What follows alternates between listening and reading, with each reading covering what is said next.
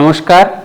আমাদের এইসি সিলেবাসের সংস্কৃত বিষয়ে দেখবে সিলেবাসে মেনশন করা আছে রঘুবংশম। তো এই রঘুবংশম যে কাব্যটা রয়েছে তার মধ্যে থেকে পুরোটা কিন্তু সিলেবাসে দেওয়া নেই। দেখবে ওখানে বলা আছে যে 25টি শ্লোক, রঘুবংশের প্রথম 25টি শ্লোক আমাদের সিলেবাসের অন্তর্ভুক্ত রয়েছে। তো ভারতীয় অলঙ্কারিকগণ বা সংস্কৃত অলঙ্কারিকগণ এই রঘুবংশকে মহাকাব্য আখ্যা দিয়েছেন।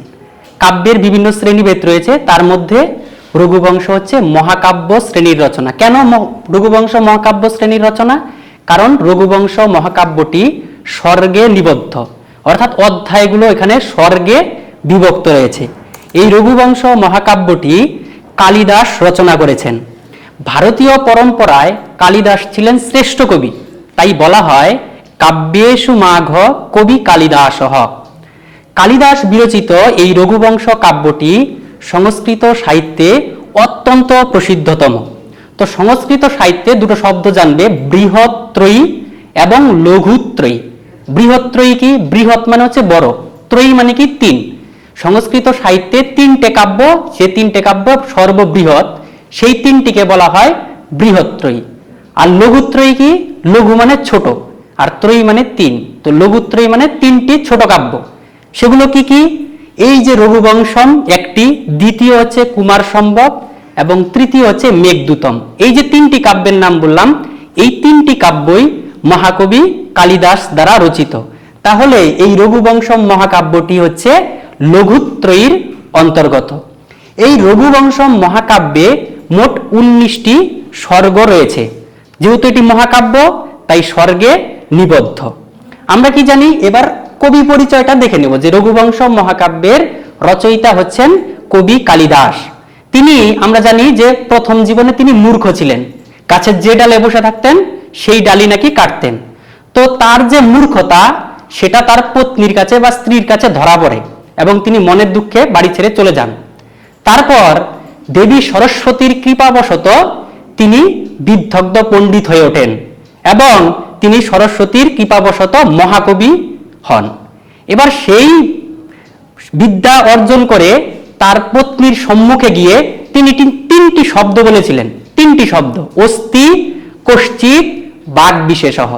এই তিনটে শব্দের মাধ্যমে পরবর্তীকালে কালিদাস তিনটা কাব্য রচনা করে ফেললেন। তিনটা শব্দ উচ্চারণ করেছিলেন, তার থেকে তিনটে কাব্য রচনা করে ফেললেন। অস্তি এই শব্দটির দ্বারা তিনি কি কাব্য শুরু করলেন? কুমার সম্ভব। কুমার সম্ভবের প্রথম শব্দ হচ্ছে অস্তি। এবং কশ্চিৎ শব্দের দ্বারা তিনি মেঘদূত কাব্য আরম্ভ করলেন। ওখানে আছে কশ্চিৎ কান্তা বিরহ গুরুনা, তো প্রথম শব্দটাই কশ্চিৎ। এবং বিশেষ শব্দের দ্বারা, বাক বিশেষ শব্দের দ্বারা তিনি এই রঘুবংশ মহাকাব্যটি আরম্ভ করলেন। দেখো মঙ্গলাচরণে বলাই আছে বাগ অর্থ বিব, তাহলে এই যে বাক শব্দটা দিয়ে তিনি কিন্তু রঘুবংশ এই মহাকাব্যটি আলোচনা, এই রঘুবংশ মহাকাব্যটি শুরু করলেন। তাহলে তিনটে শব্দ উচ্চারণ করেছিলেন, যার থেকে তিনি পরবর্তীকালে তিনটি কাব্য রচনা করেছেন। এবার এই যে রঘুবংশম, এই রঘুবংশমের বিষয় কি সামান্যভাবে সেটুকু বলছি। তো রঘুবংশ বলেছি 19টি স্বর্গে রচিত, এবং এই যে রঘুবংশ এই মহাকাব্যটি রামায়ণ অবলম্বনে রচিত হয়েছে। রামায়ণকে আশ্রয় করে এই যে রঘুবংশ, এর কাহিনীটিকে নেওয়া হয়েছে রামায়ণ থেকে। এখানে রাজা দিলীপ থেকে আরম্ভ করে অগ্নিবর্ণ পর্যন্ত সমস্ত রাজাদের আখ্যান বর্ণিত হয়েছে। রাজা দিলীপ থেকে আরম্ভ করেছে এবং শেষ অন্তিম রাজা হচ্ছে অগ্নিবর্ণ। তাদের কাহিনী, তাদের আখ্যান এখানে আলোচিত হয়েছে।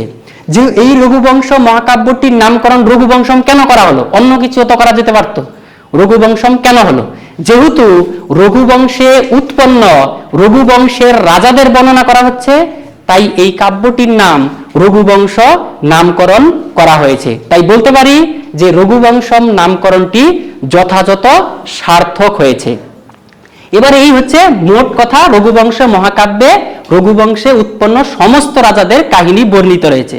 এবার আমাদের তো সমস্ত বিষয়টা সিলেবাসে নেই, আছে হচ্ছে রঘুবংশের প্রথম স্বর্গের প্রথম 25টি শ্লোক। তো প্রথম স্বর্গে কি আছে? প্রথম স্বর্গে আছে রাজা দিলীপের গুণের বর্ণনা। রাজা দিলীপের বর্ণনা আছে এবং রাজা দিলীপ কেমন ছিলেন, তার গুণ সম্পন্নতা, তার বীরত্ব ইত্যাদি রাজা দিলীপের সমস্ত গুণগুলো এই প্রথম সর্গে আলোচিত হয়েছে। এবং এই প্রথম সর্গের নাম কি? প্রথম সর্গের নাম হচ্ছে বশিষ্ঠ আশ্রম অভিগমন। বশিষ্ঠ আশ্রম অভিগমন, অর্থাৎ বশিষ্ঠের আশ্রমের প্রতি যাচ্ছিল তারা। কে? রাজা দিলীপ এবং রাজা দিলীপের পত্নী হচ্ছে সুদক্ষিণা। তারা কি করছেন? রাজা দিলীপ এবং সুদক্ষিণা যাচ্ছে বশিষ্ঠের আশ্রমে। বশিষ্ঠ ছিলেন রঘুবংশের কুলগুরু, তার উদ্দেশ্যে যাচ্ছেন। কেন যাচ্ছেন একটু পরে বলছি। তো এটি মহাকাব্য শ্রেণীর রচনা, সর্গসংখ্যা বললাম। এবারে এই রঘুবংশ মহাকাব্যের নায়ককে, নায়ক ছাড়া তো কোনো কিছু হতে পারে না। তো নায়ককে, নায়ক হচ্ছে দিলীপ এবং নায়িকাকে নায়িকা হচ্ছে সুদক্ষিণা। দিলীপের পত্নী হচ্ছে সুদক্ষিণা, হচ্ছে নায়িকা। এই যে রঘুবংশ মহাকাব্য, এই রঘুবংশে মহাকাব্যের উপর মল্লিনাথ সঞ্জীবনী টিকা রচনা করেছেন। এখানে যে এই যে প্রথম শ্লোক, তো রঘুবংশের প্রথম শ্লোকটি অনুষ্টুপ ছন্দে রচিত এবং অন্তিম শ্লোকটি হচ্ছে প্রহর্ষিণী ছন্দে রচিত। তাহলে প্রথম শ্লোক অনুষ্টুপ এবং অন্তিম শ্লোক হচ্ছে প্রহর্ষণী। এবং বশিষ্ঠ কে ছিলেন? বশিষ্ঠ ছিলেন কুলগুরু। তো এই হচ্ছে প্রথম সামান্যতয়া রঘুবংশম গ্রন্থের পরিচয়। এবার যেহেতু শ্লোকগুলো পড়ব, সেগুলোই মূল আলোচ্য বিষয়। তো তারপরে দেখো লিখে দিয়েছি মঙ্গলাচরণ। মঙ্গলাচরণ ব্যাপারটা কি? কাব্য প্রকাশের ক্লাসগুলো যখন দেখবে সেখানে মঙ্গলাচরণ সম্পর্কে পুরো একটা ক্লাস নেওয়া হয়েছে। আমরা কি জানি যে ভারতীয় শিষ্টাচার অনুসারে মঙ্গলাচরণ কর্তব্য। মঙ্গলাচরণ করতে হয়। কেন করতে হয়? যে গ্রন্থের নির্বিঘ্ন পরিসমাপ্তির জন্য, অর্থাৎ গ্রন্থটা যে আরম্ভ করছেন কবি, সেই গ্রন্থটা যাতে নির্বিঘ্নে কোনো বাধা বিপত্তিহীন ভাবে গ্রন্থটার সমাপ্তি হয়, সেই জন্য কবিগণ মঙ্গলাচরণ করে থাকেন। যেমন ভাবে আমরা কোনো শুভ কার্য আরম্ভ করার পূর্বে গুরুজনের প্রণাম আশীর্বাদ পূর্বক সূচনা শুরু করি, ঠিক সেই মতন কবিগণ মঙ্গলাচরণ করে থাকেন। তো এই মঙ্গলাচরণ হচ্ছে 3 প্রকার। আগের দিনে বলেছি নমস্কারাত্মক, বস্তু নির্দেশাত্মক এবং আশীর্বাদাত্মক। নমস্কারাত্মক কি?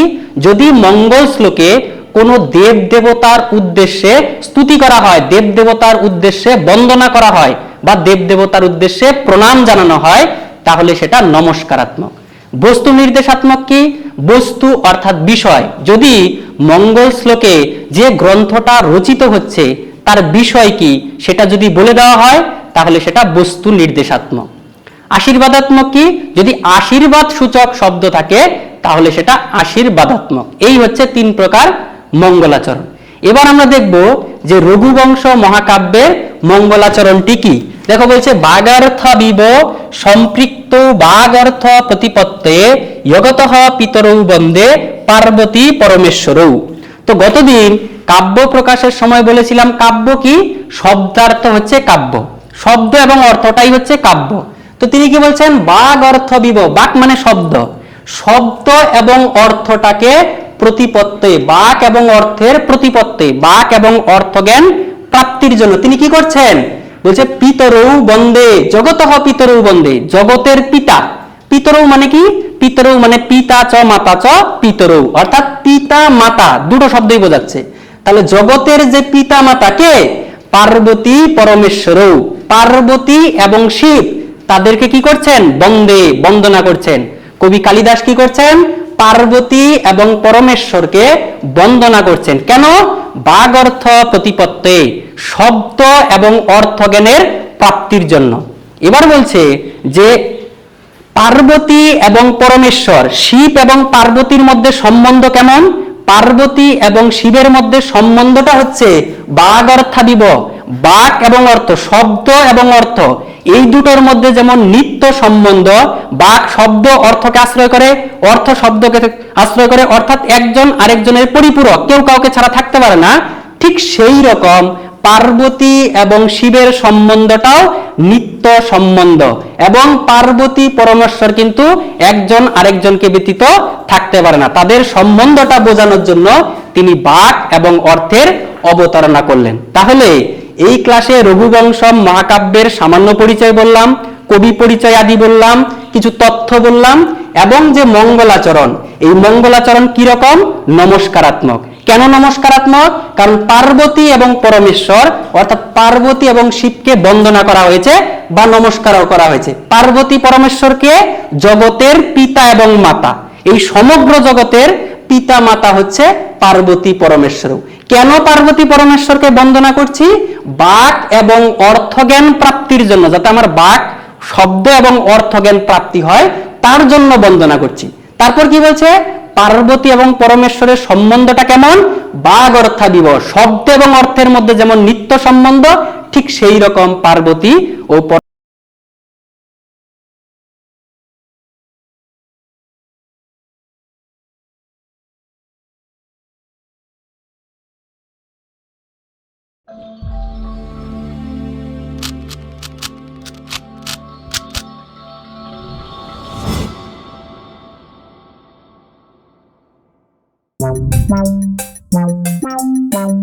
Wow.